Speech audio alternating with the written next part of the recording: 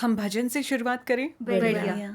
चलिए ये भजन गाते हैं। परमेश्वर का ध्यान मनुष्य के हृदय पर है। आमीन।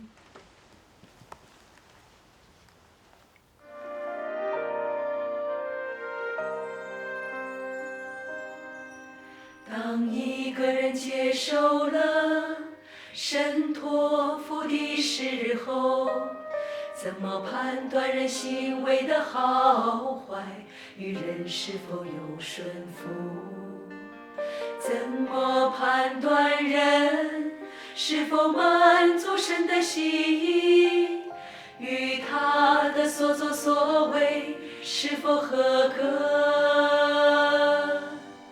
神有一个标准，神注重的是人的心，而不是人外表的行为，不是人无论怎么做，只要做了，神就应该祝福，这是人对神的误解。神并不是只看事物的结果，而是看重在事物发展的过程中，人的心是如何的，人的态度是如何的，看人的心里有没有顺服。有没有体贴？有没有满足神的意愿？有没有满足神的意愿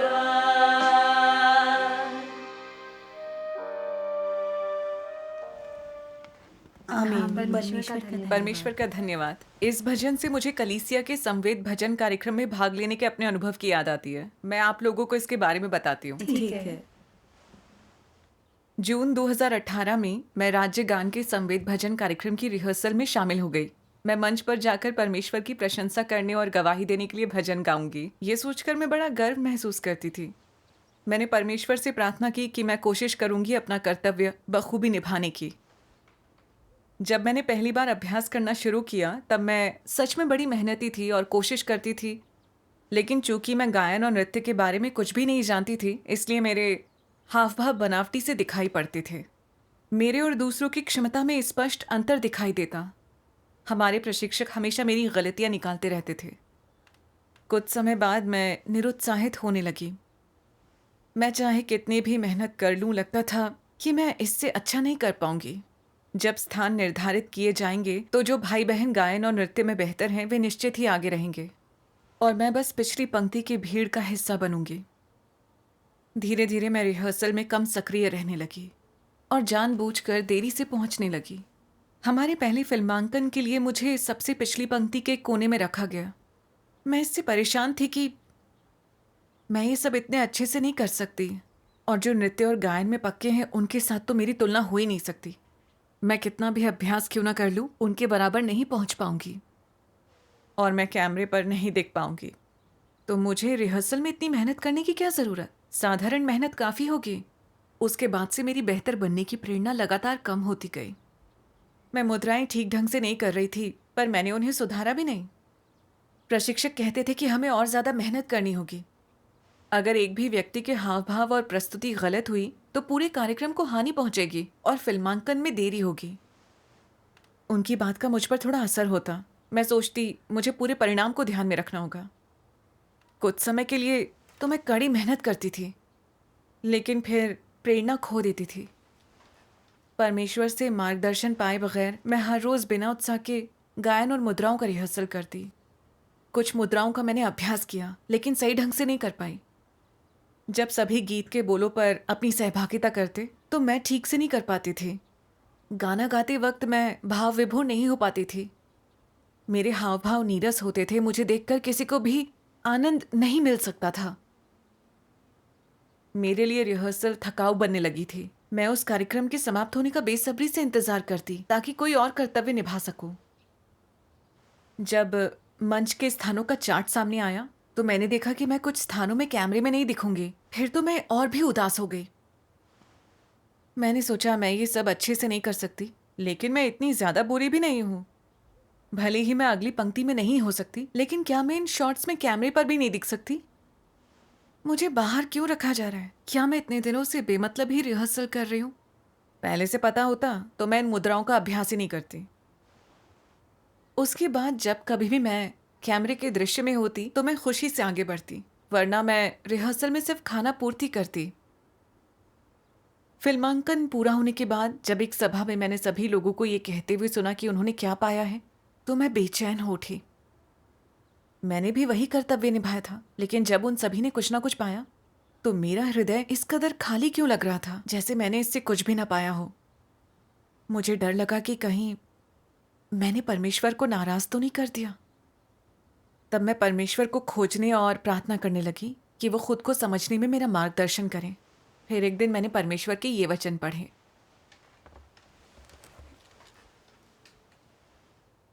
लोग कहते हैं परमेश्वर इंसान के दिल के अंदर गहराई से देखता है, हर चीज का निरीक्षण करता है। लेकिन लोग कभी नहीं जान पाते कि कुछ लोग पवित्र आत्मा से प्रबुद्धता क्यों नहीं प्राप्त कर पाते, क्यों वे कभी अनुग्रह हासिल नहीं कर पाते, क्यों कभी आनंदित नहीं होते, क्यों वे हमेशा निराश रहते हैं, सकारात्मक होने के काबिल नहीं हो पाते।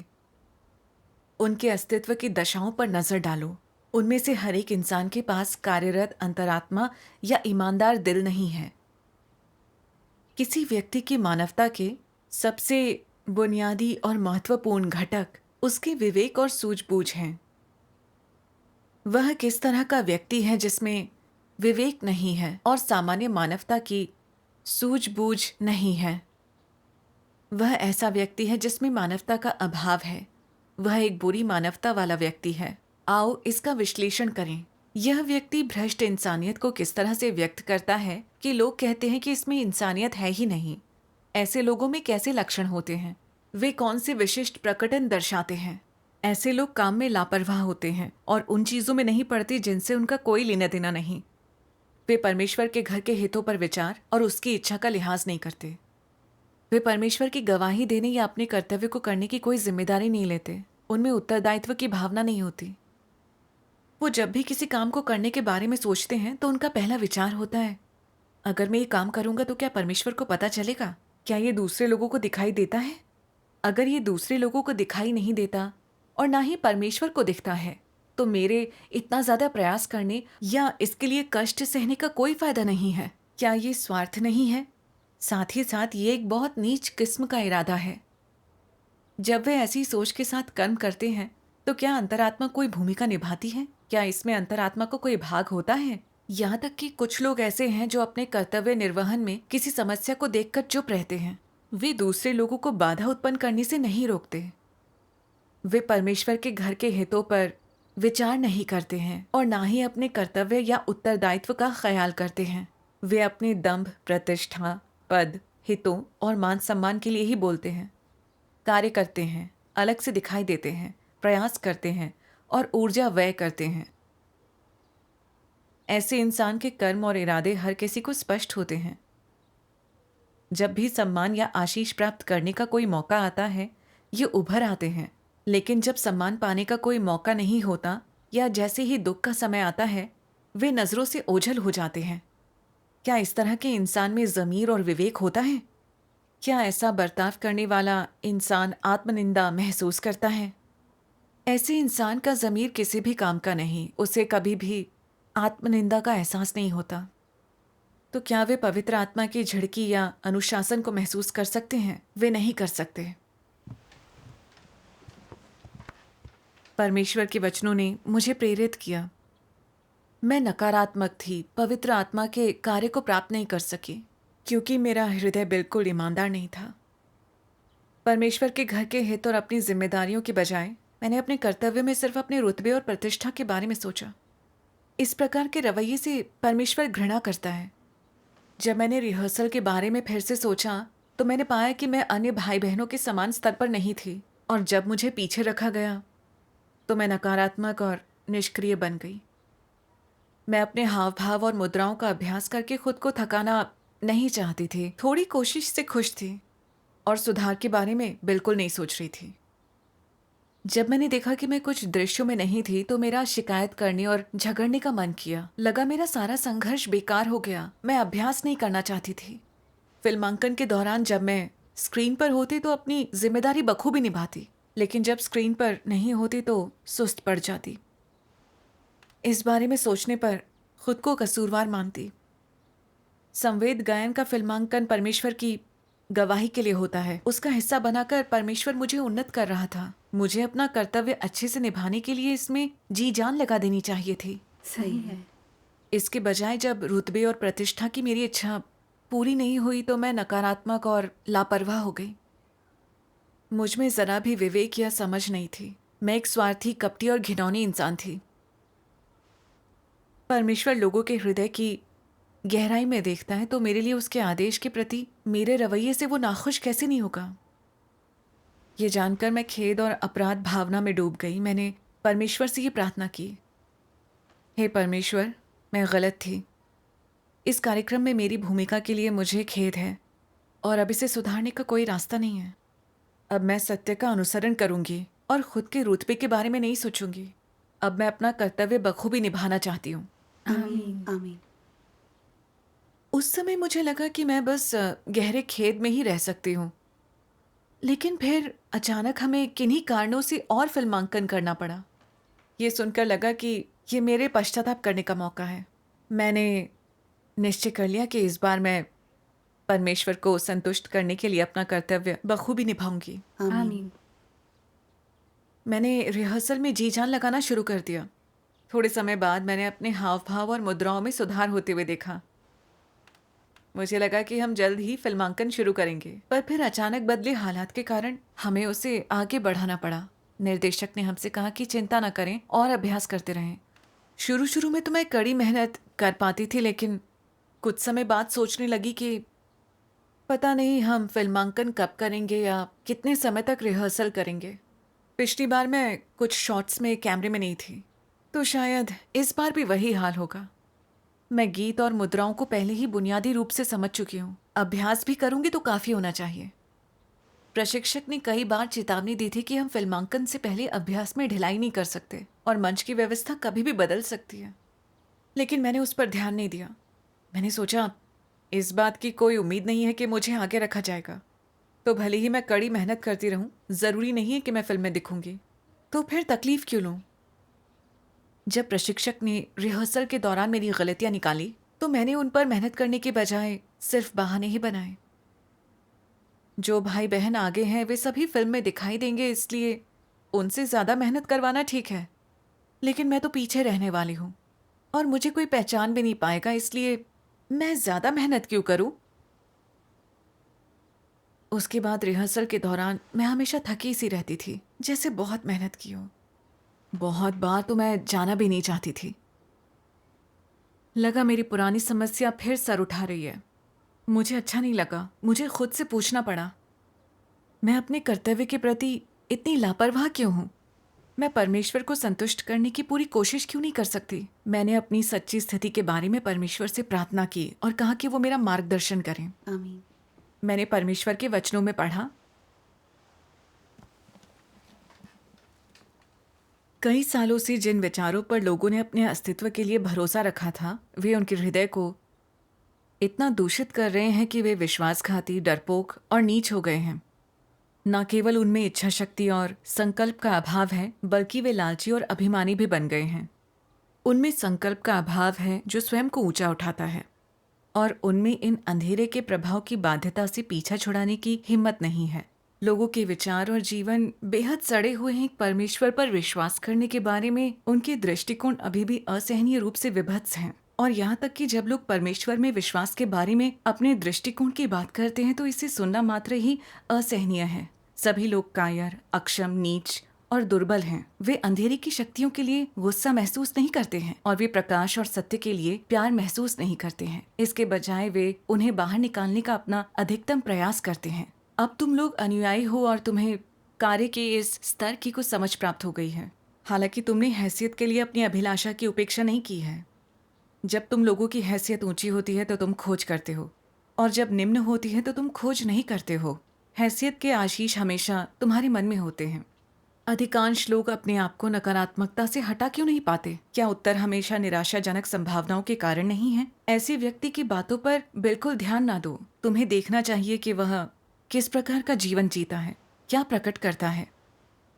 कर्तव्य निभाते समय उसका रवैया कैसा होता है, साथ ही उसकी अंदरूनी दशा कैसी है और उसे क्या पसंद है। अगर अपनी शोहरत और दौलत के प्रति उसका प्रेम परमेश्वर के प्रति निष्ठा से बढ़कर है, अगर अपनी शोहरत और दौलत के प्रति उसका प्रेम परमेश्वर के हितों से बढ़कर है, अगर ये उस विचारशीलता से बढ़कर है जो वो परमेश्वर के प्रति दर्शाता है, तो उस इंसान में इंसानियत नहीं है। उसका व्यवहार दूसरों के द्वारा और परमेश्वर द्वारा देखा जा सकता है। इसलिए ऐसे इंसान के लिए सत्य को हासिल करना बहुत कठिन होता है। आमीन।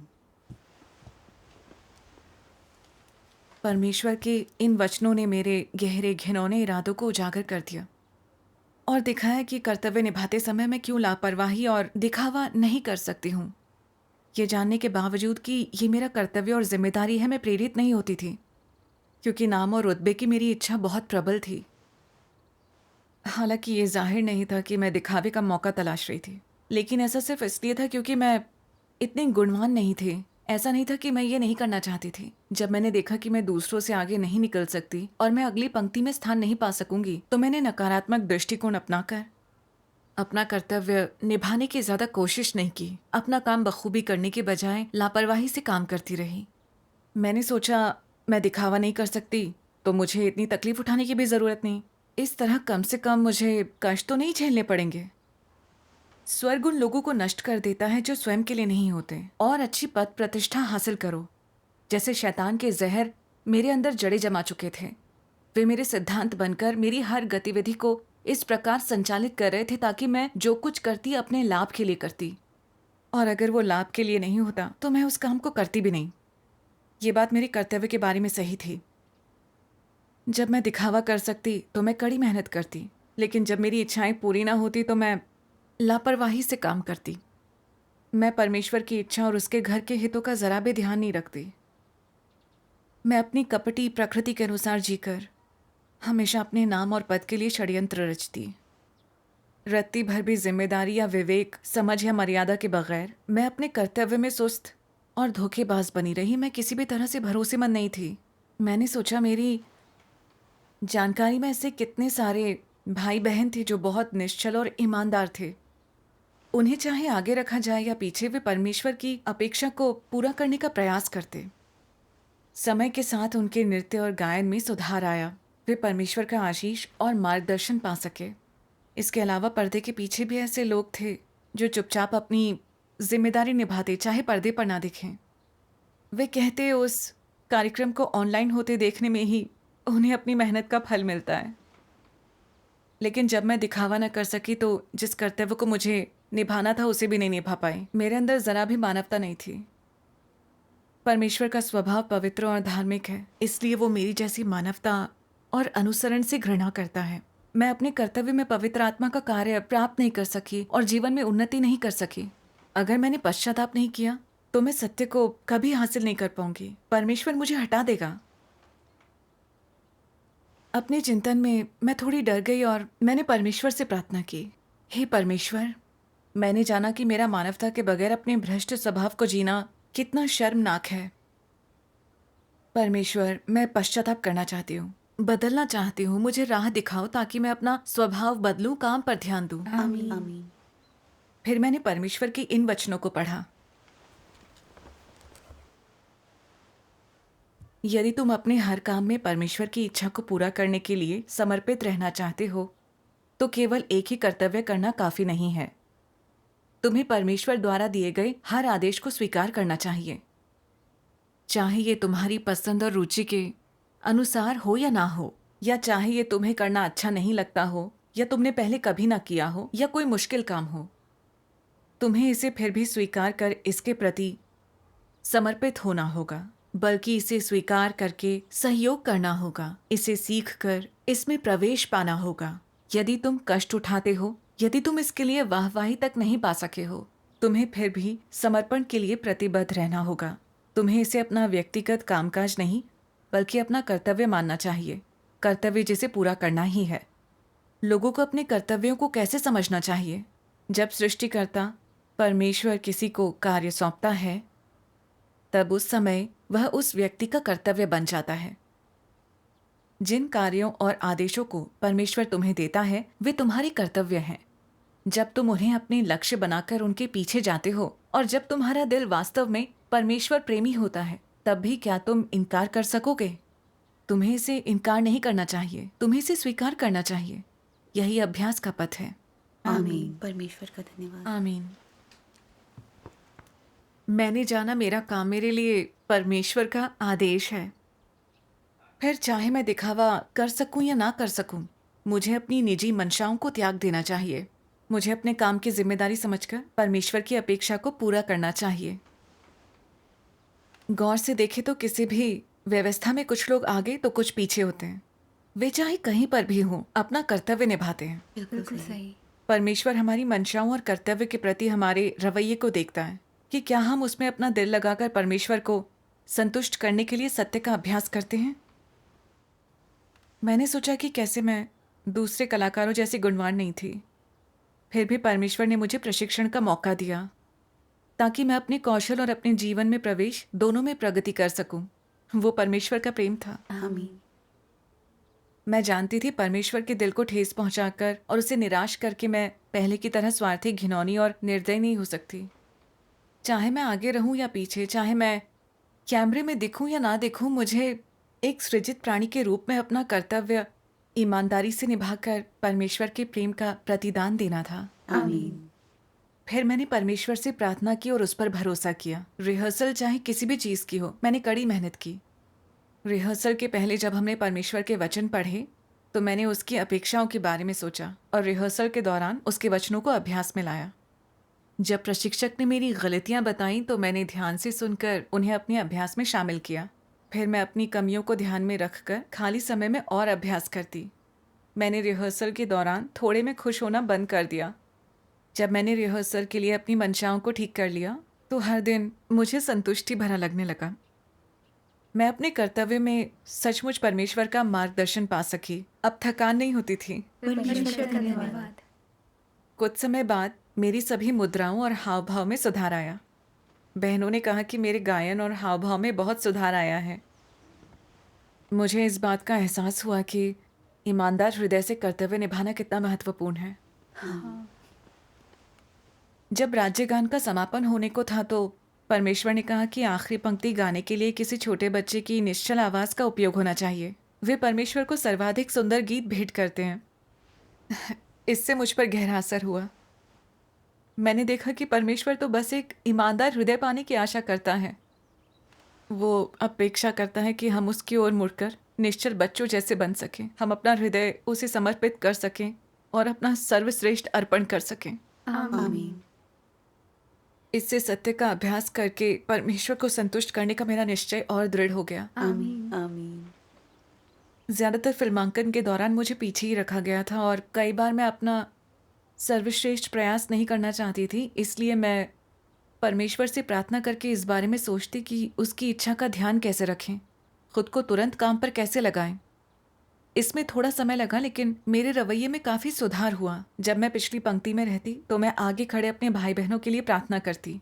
जब मैं कैमरे के दृश्य में नहीं होती तो मैं बहनों की पोशाक और बालों को संवारने में मदद करती, अपने कर्तव्य निभाने की पूरी कोशिश करती। जब मैं देखती कि कुछ बहनें बहुत पीछे होने के कारण निराश और कमज़ोर हो रही हैं तो मैं परमेश्वर की इच्छा के बारे में उनसे सहभागिता करती। अपना कर्तव्य इस प्रकार निभाने से मुझे वाकई शांति मिली और स्थिति सुधरती चली गई। परमेश्वर का धन्यवाद। परमेश्वर का धन्यवाद। अपने रुतबे और प्रतिष्ठा को नकारने और सत्य का अभ्यास करने की ये क्षमता मुझ में केवल परमेश्वर के वचनों के मार्गदर्शन से आई। आमीन। परमेश्वर का धन्यवाद। परमेश्वर का धन्यवाद।